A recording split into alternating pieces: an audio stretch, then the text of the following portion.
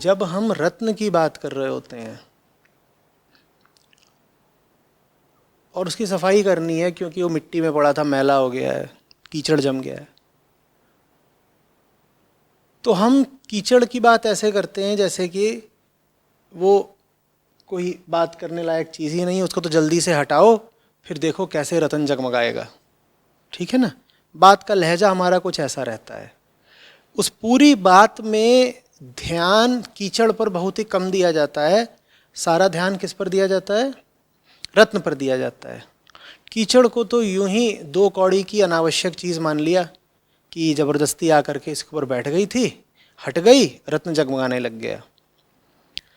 इस प्रकार की उपमा से प्रभावित होकर बहुत लोगों में छवि ये बैठ गई है कि भीतर कोई रत्न बैठा हुआ है, वो रत्न ही आत्मा है और वही असली चीज़ है, उसी की चर्चा करनी है, वही समस्त अध्यात्म की विषय वस्तु है। सब श्लोक उसी का प्रतिपादन करते हैं और जो बाकी बाहर की हमारी परतें हैं, माने मन और शरीर, वो तो कीचड़ है, उनकी चर्चा क्या करनी भाई। जब आपने रत्न का उदाहरण लिया तो उसमें आपने कीचड़ की कितनी बात करी? बस यही कहा कि कीचड़ तो वो चीज़ है जिसको जल्दी से झाड़ देना, उसकी उपेक्षा कर देनी है, हट गया। उसके बाद आप रत्न हाथ में लेके आनंदित हो रहे हैं कि आहा हा हा क्या जगमग जगमग। तो वैसा ही जब आप एक आदर्श या नमूना अपने ऊपर लगा लेते हैं तो आप रत्न तो किसको बना देते हैं?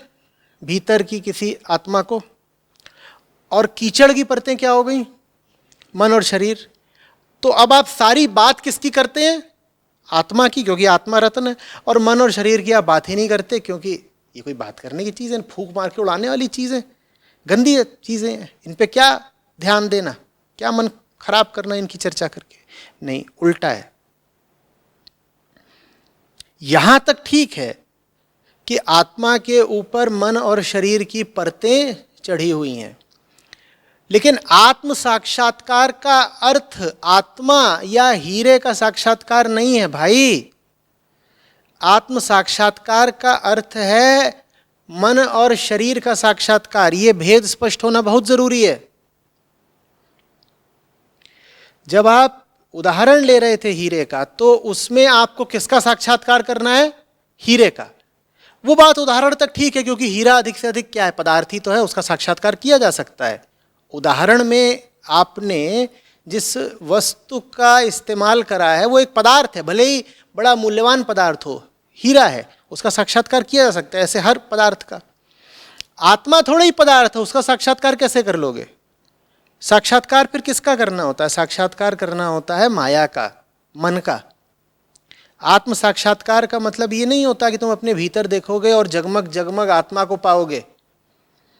और बहुत ध्यानी लोग इस तरह का अनुभव बताते हैं, खुद को ही धोखा देते हैं। इस तरह का आडंबर और आत्म प्रवंचना अध्यात्म में बहुत प्रचलित है कि हम तो आत्म साक्षात्कार करते हैं और भीतर से हमारे प्रकाशी किरणें उठती हैं। बल्कि कई तो आध्यात्मिक धाराएं हैं, संगठन हैं जो बाकायदा चित्र ऐसे बनाते हैं कि एक व्यक्ति है जो किसी योग मुद्रा में बैठा हुआ और उसके भीतर से प्रकाश की किरणें विकीर्ण हो रही हैं, और तत्काल आपको लगता है कि ज़रूर हीरे जैसी कोई आत्मा यहाँ हृदय के आसपास कहीं स्थित है, और देखो उससे चारों तरफ प्रकाश विकीर्ण हो रहा है। नहीं, ऐसा कुछ नहीं है। देखा है कि नहीं देखा है?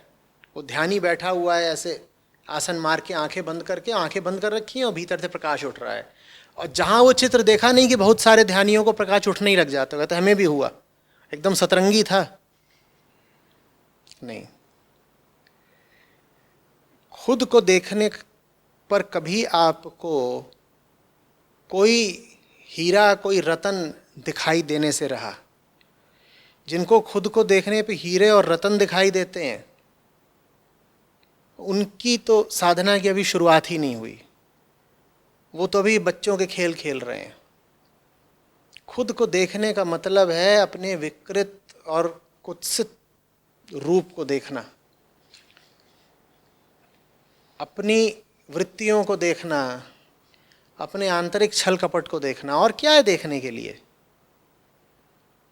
खुद को देखने का कौन सा आप दिव्य अर्थ निकाल के बैठे हुए हैं? और बड़े रूमानी तरीके से बात की जाती है। जब भी खुद को देखने का कोई प्रसंग आता है तो ऐसे ही बात की जाती है कि मैं जा रहा था, ऐसा हुआ वैसा हुआ, और फिर मैंने खुद से खुद को देखा। ऐसे न जाने किसको देख लिया हो, कौन सी बड़ी सुंदर चीज देखने को मिल गई। तुम हो क्या? खुद। खुद माने मलमूत्र तो हो, और क्या हो? टट्टी देख के शायरी आ जाती है तुम्हें? तो फिर इसमें इतना ज्यादा कवि भाव कैसे उठाया कि मैंने खुद को देखा और आहा हा क्या बात थी। जो कोई खुद को देखेगा वो भौचक्का रह जाएगा, क्योंकि अपनी कारगुजारियों से, अपने भीतर के दानों से तो तुम खुद भी पूरी तरह परिचित नहीं हो भाई। जो देखेगा खुद को वो हैरान रह जाएगा, उसको समझ में नहीं आएगा कि ये दिख क्या गया है, क्या बैठा है मेरे भीतर। तुम्हें क्या लग रहा है तुम्हारे भीतर कोई अति सुंदर और प्रकाशित और दिव्य और शीतल और आनंदप्रद सत्ता बैठी हुई है? हाँ, आप ऐसा मानना चाहेंगे, क्योंकि ऐसा मानना अहंकार को बहुत अच्छा लगता है। भीतर बैठा हुआ अहंकार है। समझो पूरा गणित। भीतर कौन बैठा है? अहंकार। अब आप जब कह रहे हो जो मेरे भीतर बैठा है, आहा मैंने आंख बंद करी और आत्म साक्षात्कार किया, और जो भीतर बैठा हो कितना सुंदर था, कितना पवित्र, क्या पावन था, तो वास्तव में आप सुंदर और पावन किसको बोल रहे हो? अहंकार को बोल रही हो कि भीतर तो वही बैठा है। अहंकार खुश होकर है, बिल्कुल आत्म साक्षात्कार बहुत अच्छी बात होती है, और करो, सबको कराओ। जो सही में खुद को देखते हैं उन्हें वितृष्णा हो जाती है, घृणा उठते हैं। इसीलिए तो सचमुच खुद को देखने वालों की तादाद इतनी न्यून है। कौन देखे अपने आप को अपने झूठे चेहरों और नकाब के बिना? बाहर बाहर आपको आदमी की जितनी विकृतियां और कुरूपताएं दिखाई देती हैं, वो तो फिर भी नैतिक मापदंडों के कारण बहुत दबी हुई और छुपी हुई अभिव्यक्तियां हैं। भीतर जो बैठा है वो बाहर तो पूरी तरह अभिव्यक्त होने भी नहीं पाता, क्योंकि बाहर सामाजिक वर्जनाएं हैं, नैतिक कायदे हैं। आपको पूरी छूट मिल जाए, बाहर किसी किस्म के दंड का या वर्जना का भय न रहे, फिर देखिए अपना पाशविक रूप, फिर देखिए कि भीतर किस किस तरह के जानवर बैठे हुए हैं, क्या क्या निकलेगा भीतर से। वो सब कुछ जो गड़ा बैठा है भीतर और बाहर निकलने की राह खोज रहा है, उसको देख लेना बिना बेहोश हुए, बिना वमन किए, बिना भय के मारे कदम पलटे, ये कहलाता है आत्म साक्षात्कार। जब तुम्हें दिखाई दे कि कितने घटिया आदमी हो तुम, तब समझना कि आज कोई आध्यात्मिक घटना घटी है तुम्हारे साथ। और तुमको पता चले कि आहा हा, मैं तो प्रेम का पंखी हूं, इशक का जुगनू हूं, और इस तरह की तुम्हारी धारणा बने अपने बारे में, तो समझ लेना कि अभी तुम्हारी टुन्न वाली शायरी ही चल रही है। अभी सत्य से बहुत दूर हो तुम, अभी शायरी कर लो पहले।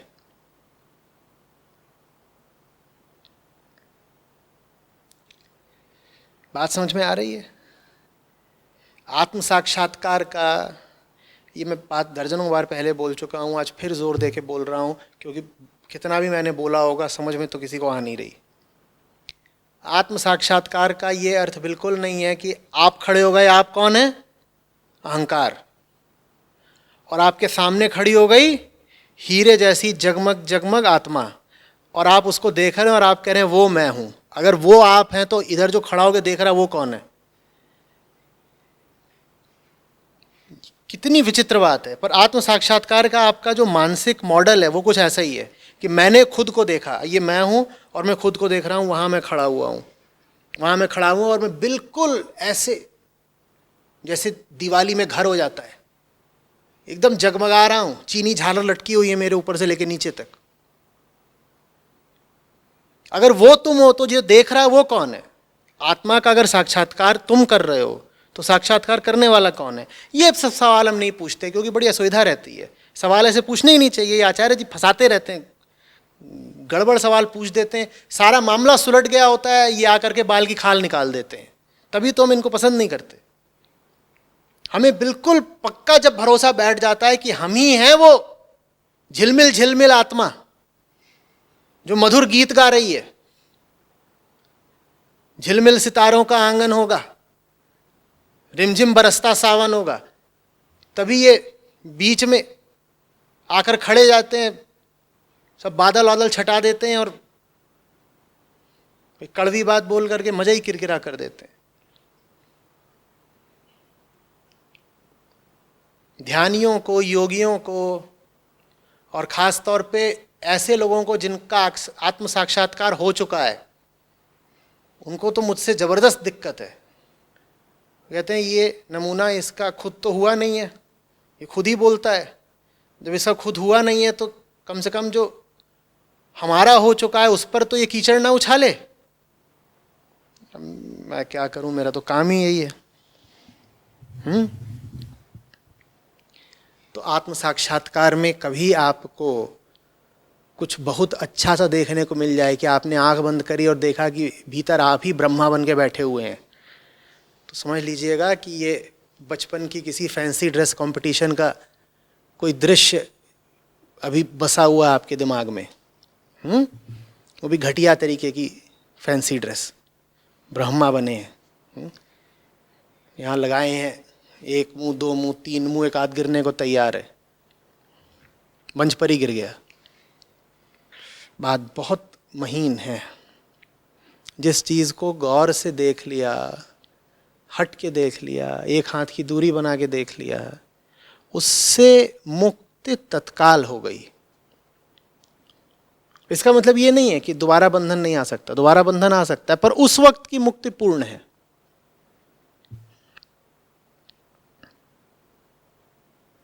बात समझ में आ रही है? उससे ज्यादा मुक्त कोई नहीं। जिसे साफ साफ दिख रहा है, तत्क्षण दिख रहा है, बंधन के पल में दिख रहा है कि वो कितना ज्यादा बेड़ियों की गिरफ्त में है। बाद में नहीं, अभी।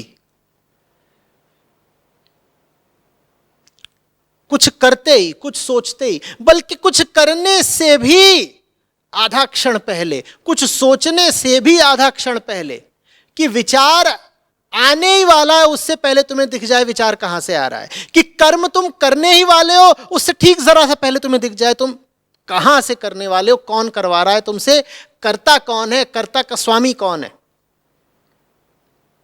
मुक्त हो गए तुम। यही तो मुक्ति है। तुम कर जाते, तुम करने से बच गए। तुम बोल जाते, तुम सोच जाते, तुम बदल जाते, तुम वही हो जाते जो तुम्हारे भीतर बैठा अहंकार तुम्हें कर देना चाहता था। तुम बच गए क्योंकि तुमने देख लिया। जैसे पटरी पे खड़े हो तुम और ट्रेन चढ़ी आ रही है और चढ़ जाए तुम पर उससे आधा पल पहले तुमने देख लिया, बच गए ना। जिसने देख लिया वो बच गया, जिसने नहीं देखा वो बच गया। बचते हो या पचते हो ये इसी पर निर्भर करता है कि आधा क्षण पहले भी ट्रेन को देख लिया कि नहीं देख लिया। पटरी से हटना कोई समय थोड़ी लेता है, क्या लगता है एक झटके में फान जाओगे, बस दिखनी चाहिए कि आ रही है। बात समझ में आ रही है? इसी तरीके से श्रवण होता है। जब तुम कहते हो आत्म साक्षात्कार किया या आत्म दर्शन किया, तो उसका मतलब यह नहीं है कि आत्मा को देख लिया, उसका मतलब यह है कि ट्रेन को देख लिया। ट्रेन क्या है? माया। इसी तरीके से श्रवण होता है। दर्शन माने ट्रेन को देख लिया, श्रवण माने भी ये नहीं कि भीतर से आत्मा की आवाज उठ रही थी वो देख ली। श्रवण माने ट्रेन की सीटी सुन ली। ट्रेन को देख लो तो भी फान जाओगे, और आधा क्षण पहले ही कान में इंजन की सीटी पड़ गई तो भी बच जाओगे। तो दर्शन और श्रवण दोनों का मतलब समझ लो। ईश्वर का दर्शन कुछ नहीं होता, माया है जो दिखाई देती है और देख लेनी चाहिए। इसी तरीके से कोई आसमानों की आवाज नहीं है, कोई आकाशवाणी नहीं होने वाली जो तुम्हें सुनाई पड़ेगी। तुम्हें तो बस ये सुनाई पड़ जाना चाहिए कि गुरु चेता रहा है। इंजन की सीटी किस लिए होती है? चेताने के लिए। तो श्रवण इसी बात का करना होता है। गुरु की आवाज इंजन की सीटी जैसी है कि बेटा अभी तुम कचरे जाने वाले हो। ऐसा थोड़ी है कि और कोई बहुत दिव्य बात है। ये उपनिषद पूरा क्या है? ये सीटी ही तो है, सीटी है। माया का बस चले तो इंजन ही इंजन हो, उसमें सीटी ना हो। गुरु कौन है? जो माया के माथे पर बैठ गया है सीटी बन के, कि तू जा रही है उसको कचरने, जब तक तू उससे पहुंचेगी उससे पहले ही मैं बच जाऊंगा कि उस तक आवाज पहुंच जाए। क्यों? क्योंकि ध्वनि की आवाज इंजन की आवाज से ज्यादा तेजी से चलती है। ध्वनि की गति इंजन की गति से ज्यादा है। तो माया पहुंचेगी उससे पहले गुरु पहुंच जाएगा आवाज मार के। माया को तो पूरा इंजन लेके जाना पड़ेगा। गुरु इंजन पे ही चढ़ के बैठ गया है, माया पे ही, वो वहीं से आवाज मार देता, आ रही है। अब तुम न सुनो तो तुम्हारी मर्जी। ये श्रवण है। बात समझ में आ रही है? श्रवण में इस चक्कर में मत रहना कि गुरुदेव तुमको बहुत मीठी मीठी और ऊपरी बातें बताएंगे कि आहा आकाश लोक है और वहां तुम्हें पहुंचना है और वहीं पे तुम्हारी असली आत्मा है। और तुम में और आकाश लोक में जो संपर्क सूत्र है वो तुम्हारी मुंडी से निकलता है, और ऐसे यहाँ हाथ फेरो तो तुम्हें गड्ढा सा दिखाई देगा और बिल्कुल कमल की नाल है। गुरुदेव ये सब बता रहे हो तो जान लेना कि अभी तो इनके मुंह से माया ही बोल रही है।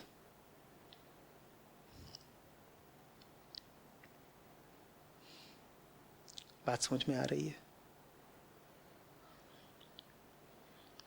आत्मा का इस लोक में, समय में और स्थान में अस्तित्व नहीं होता।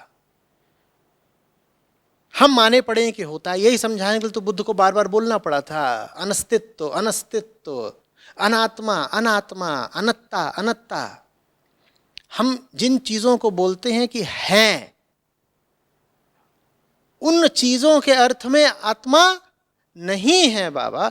ये कलम है, ये कलम है क्योंकि इसका आकार है, इसका वजन है, स्थान में इसका अस्तित्व है, इस समय में इसकी मौजूदगी है। जिस अर्थ में ये कलम अस्तित्ववान है उस अर्थ में आत्मा का कोई अस्तित्व नहीं है। बात समझ में आ रही है? तो अस्तित्व फिर किसका है बाबा? माया का। माने जब भी तुम देखोगे तो किसको देखोगे? माया, क्योंकि वही तो अस्तित्वमान है। आत्मा का कोई अस्तित्व नहीं होता। आप कहेंगे ये क्या बात है, हमें तो बताया गया है कि आत्मा मात्र का अस्तित्व है, सिर्फ और सिर्फ आत्मा का अस्तित्व है, अंदर भी आत्मा है बाहर भी आत्मा है। वो बातें हटाओ ना, उनको समझना हो तो अलग से आना कि अंदर भी आत्मा और बाहर भी आत्मा, इसका मतलब क्या है। आत्मा का जब भी उल्लेख हुआ है, वर्णन हुआ है, अधिकांशतः नकार की भाषा में हुआ है। लेकिन तुम नकार की भाषा की जगह विधायक सकार की भाषा का उपयोग करना चाहते हो, तुम नकारने में यकीन नहीं रखते क्योंकि डर लगता है कुछ छूट जाए, कुछ कट जाएगा, तो तुम सकारात्मक भाषा का इस्तेमाल करना चाहते हो, तो तुम कहना चाहते हो वहां भी आत्मा, यहां भी आत्मा, इसकी आत्मा, उसकी आत्मा, इधर भी, दाएं बाएं ऊपर नीचे सर्वत्र आत्मा ही आत्मा। ये सब बाद में कहना, इससे पहले ये कहो कि समय और स्थान ये दोनों आत्मा से उद्भूत हैं, ये आत्मा में है, आत्मा इनमें नहीं है। कुछ याद आया?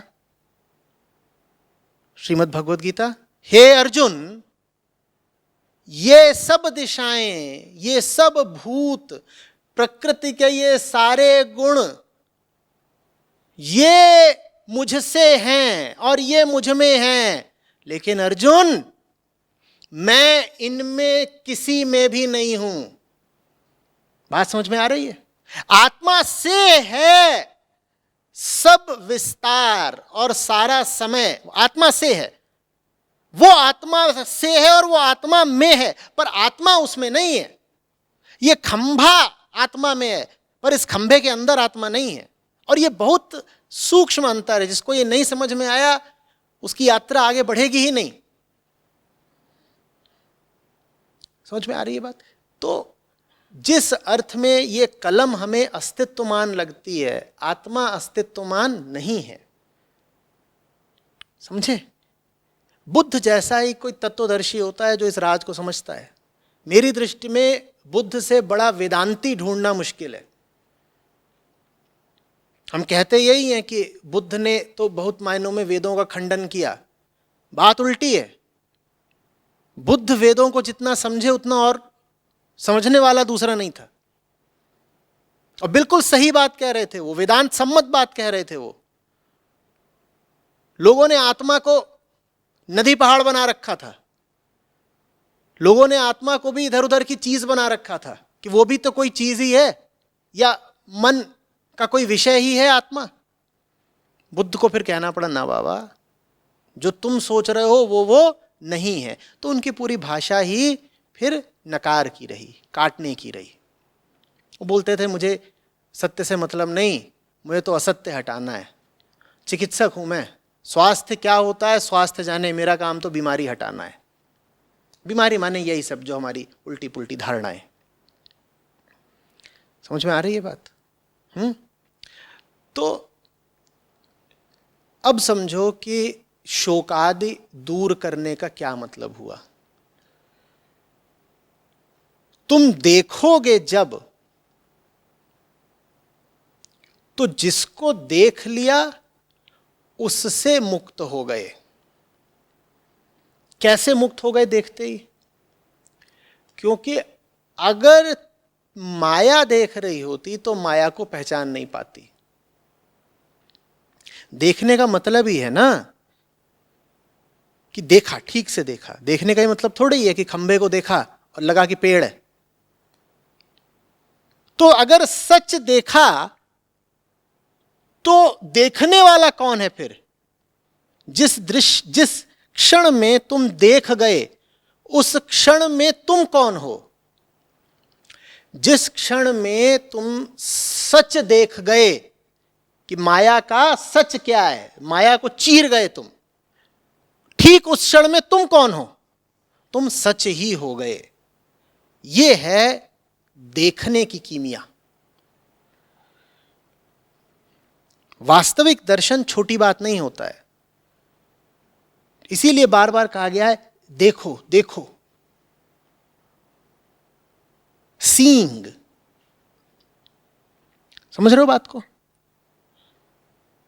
झूठ झूठ को नहीं पकड़ सकता, ये सूत्र समझ लेना। अंधेरा अंधेरे को नहीं पकड़ सकता।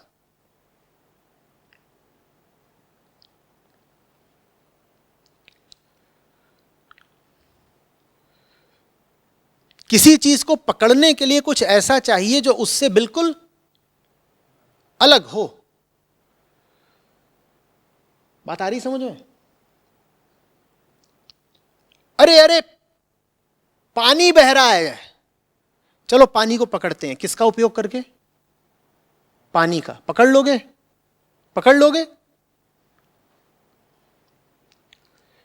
इसको दृग दृश्य विवेक भी कहते हैं। दृग दृश्य विवेक।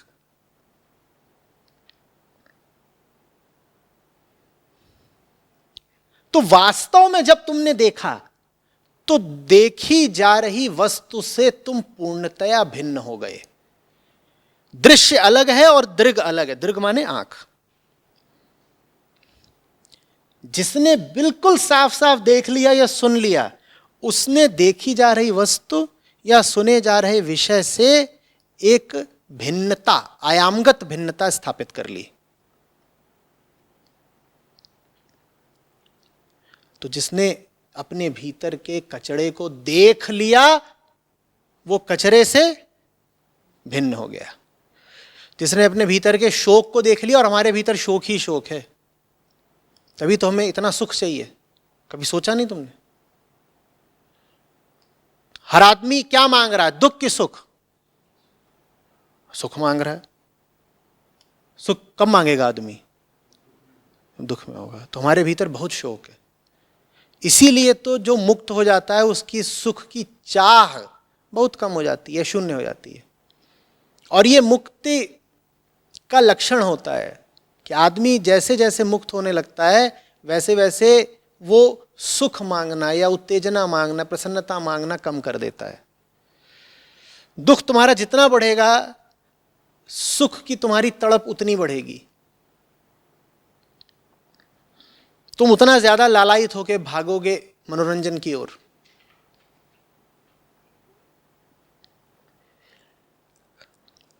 प्रक्रिया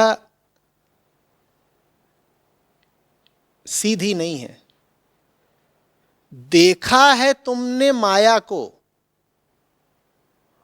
और एक हो गए तुम आत्मा के साथ। उल्टा हिसाब मत बैठाना कि आत्मा के साथ एक होने के लिए आत्मा को देखना पड़ेगा। नहीं, आत्मा को नहीं देखना पड़ेगा। आत्मा देखी जा ही नहीं सकती। आत्मा के माध्यम से तुम देखोगे माया को। आत्मा आंखों के सामने नहीं है कि तुम उसे देख लोगे। आत्मा आंखों के पीछे होती है। केन उपनिषद याद है ना?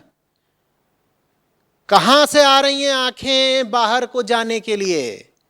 कहां से आ रही है वाणी जगत में फैलने के लिए? आत्मा बैठी है पीछे, वहां से आ रही है। तो जब आत्मा आंखों के पीछे होती है तब आंखों के सामने की माया को तुम पकड़ लेते हो। और अगर आत्मा आंखों के पीछे है, माया को तुमने पकड़ लिया, तो तुम आत्मा से एक हो गए हो। इस वक्त तुम किसके कहने पर चल रहे हो? आत्मा के। वो तुमको पीछे से अनुशासित कर रही है, प्रकाशित कर रही है। इसी कारण सामने की माया को तुम साफ साफ कह पा रहे हो कि ये माया ही है।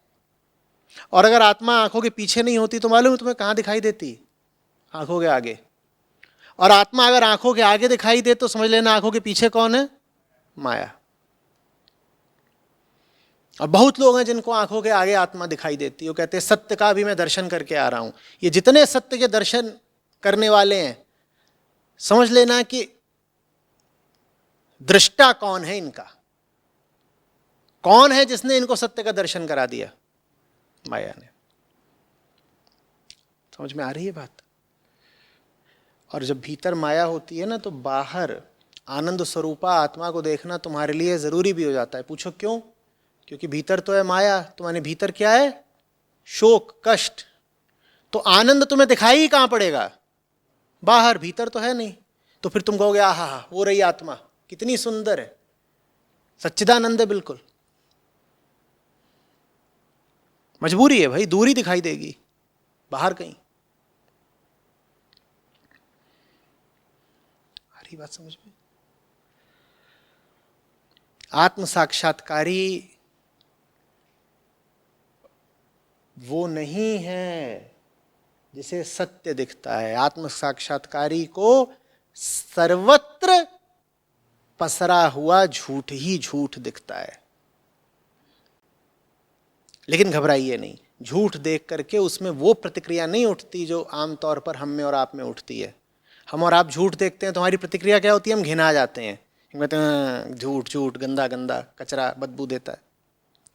आत्म साक्षात्कारी जब झूठ को भी देखता है तो मुस्कुरा देता है। वो कहता है कि लीला तो ये उसी की है जो आंखों के पीछे बैठा है। कहता है, वाह रे तुम्हारी करतूत। बात समझ में आ रही है? तो उसको झूठ से घिनाना नहीं पड़ता, क्योंकि वो आंतरिक रूप से स्वच्छ है। उसको पता है कि बाहर का जो कचरा है, जो गंदगी है, उसका कुछ अब बिगाड़ नहीं सकते, क्योंकि उसने देख लिया हूं तो मुक्त हो गया हूं। अभी मेरा बिगाड़ थोड़ी कुछ सकता है। हाँ, जिसका ये अभी कुछ बिगाड़ सकता है मैं उसकी रक्षा कर दूंगा, मेरा कुछ नहीं बिगाड़ सकता। इसका आशय समझते हो? इसका आशय ये है कि आत्म साक्षात्कारी माने वो जिसने माया का दर्शन कर लिया, अब वो कचरे में कूदने से घबराएगा नहीं, बल्कि वो अधिकांशतः कचरे में ही पाया जाएगा। क्यों? क्योंकि उसे कचरे से अब डर नहीं लगता। समझ में आ रही बात? वो अकेला है अब जो अधिकारी हो गया है कचरे में प्रवेश करने का। वो अकेला है जिसको अब मलिन नहीं किया जा सकता, क्योंकि वो भीतर से निर्मल हो गया है। तो अब वो निडर होकर के हर तरह की गंदगी में प्रवेश कर जाता है। बाहर से उसमें गंदगियां लग भी जाती हैं, दाग धब्बे लग भी जाते हैं। जो मूर्ख लोग हैं वो ये भी कहेंगे कि देखो गंदा तो हो गया, बाहर से गंदा हो गया है, भीतर उसके जो है उसको तुम छू नहीं सकते, वो निर्दोष है बिल्कुल, कोई उसके भीतर विकार प्रवेश नहीं कर सकता। समझ में आ रही है बात? वो एक हो गया है। उसी बात को यहाँ पर अद्वितीय कहा गया है। अगली बात कही गई है, कृतकृत्य हो जाता है। कृतकृत्य माने वो जिसके पास अब कुछ करने के लिए शेष नहीं बचा, उसको कहते हैं कृतकृत्य। जो करना था सब कर लिया, माने जो अपने लिए करना था कर लिया। मेरे पास अब व्यक्तिगत तौर पर करने के लिए कोई प्रयोजन शेष नहीं है, मैं कृतकृत्य हुआ। मेरे व्यक्तिगत कर्मों का बही खाता अब बंद हो चुका है। तो माने क्या? वो कुछ करेगा नहीं। अभी तो हम कह रहे तो कचरे में लौटता है, अभी कह रहे हैं कृतकृत्य हो गया है। ये दोनों बातें एक कैसे हुई? अब उसके बाद यही काम बचा है कि वो कचरे में लौटेगा, अपनी खातिर नहीं, दूसरों के लिए। ये तो अजीब बात। जो अपनी खातिर काम करते हैं खुद को बचाए बचाए घूमते हैं, और जिनको अब अपने लिए कुछ करना नहीं वो कचरे में लौटते नजर आते हैं। आप कहेंगे अजीब बात है, तुझे अब अपने लिए कुछ करना नहीं तो तू इतनी तकलीफ क्यों उठा रहा है? गंदा हो रहा है, यहाँ कचरे में लौट रहा है, तकलीफ होगी, बीमारी होगी, घाव लगेंगे, गाली और खाएगा, लोग कहेंगे ये आ गया गंदा आदमी। जो कहेगा अब हम और करें क्या, हम तो हो गए हैं कृतकृत्य। अपने लिए तो हमें अब नहाना भी नहीं है, नहाएंगे भी तो अब दूसरों की खातिर, कि भाई दूसरों को कहीं हमसे इतनी दुर्गंध ना आए कि वो हमारी बात ही सुनने को तैयार ना हो। तो दूसरों के सामने जब पड़ेंगे तो नहा लेंगे और कुछ वेशभूषा ऐसी कर लेंगे कि दूसरे भाग ना जाएं घिना के। अपने लिए क्या करना है? हमारा खेल खत्म हो गया, हम निवृत्त हो गए हैं। कहीं को भी चल सकते हैं, कहीं को भी जा सकते हैं, कुछ लेना देना बचा नहीं है, सबका हिसाब चुकता कर दिया, सारे कर्मफल निपटा दिए हैं। बात समझ में आ रही है? इससे ज्यादा मौज की हालत हो नहीं सकती जीने की कि कृतकृत्य हो जाओ और कृतकृत्य हो करके सब तरह के कृत्यों में डूब पड़ो। कृतकृत्य माने मुझे जो करना था वो मैंने कर लिया। तो इसका मतलब क्या? अब कोई कृत्य नहीं करूंगा ना, करता अब बचा नहीं, अब तो कृत्य ही कृत्य है। जब तक करता था तब कृत्य करता था कर्ता को निपटाने के लिए, अब कर्ता निपट गया तो अब क्यों कृत्य करता हूं? अब वैसे ही जैसे इधर से उधर कोई जानवर डोले,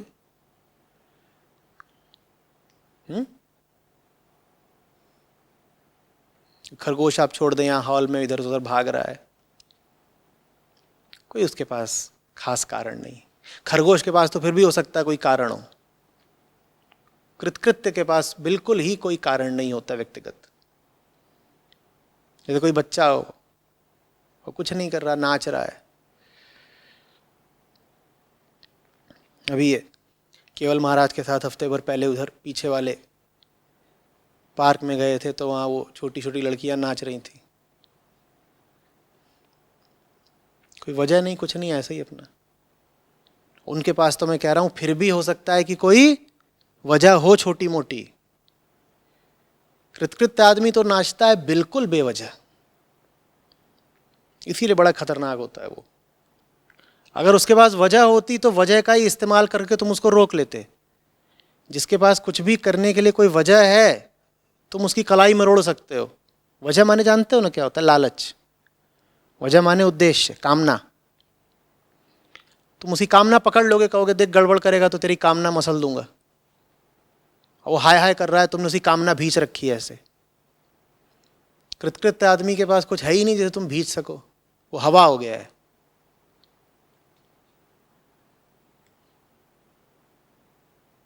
मौज आ रही है? ट्रेन भी आ रही है, खबरदार रहना, बहुत मौज में मत आ जाना।